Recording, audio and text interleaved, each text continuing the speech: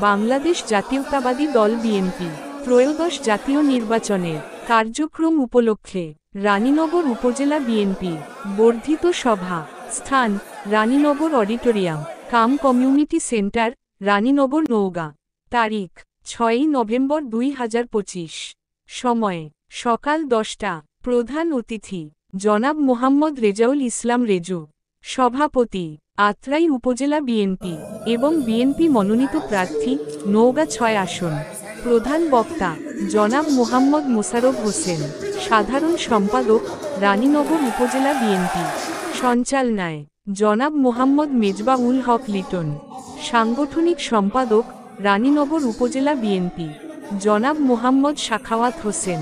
সাংগঠনিক সম্পাদক, রানীনগর উপজেলা বিএনপি।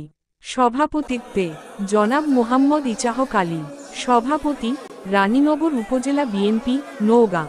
আয়োজনে রানীনগর উপজেলা বিএনপি, রানীনগর, নওগাঁ।